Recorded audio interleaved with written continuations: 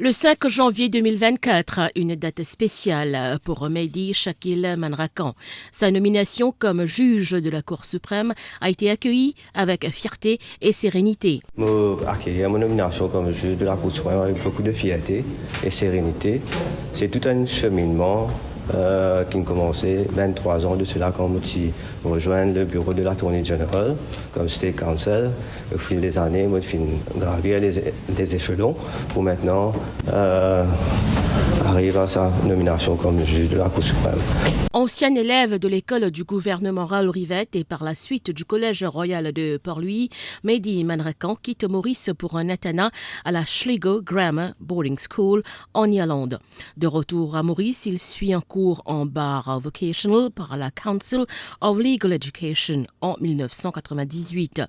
Il est le récipiendaire d'une bourse d'études françaises pour les avocats, suite à laquelle il fait son pupillage chez maître Michel Boulan en France.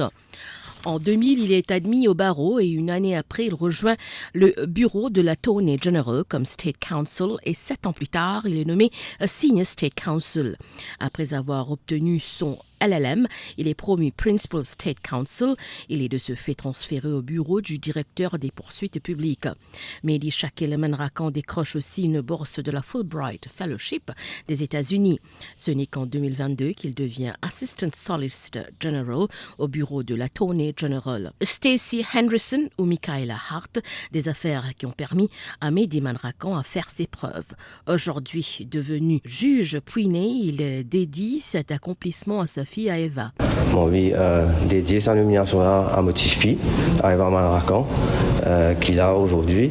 Et on a une pensée spéciale pour mon ami, qui me décidé depuis des années, mais je suis extrêmement fier de moi aujourd'hui. Une nomination avalisée par la Judicial and Legal Service Commission, présidée par la chef juge Rihanna Mungli Gulbul.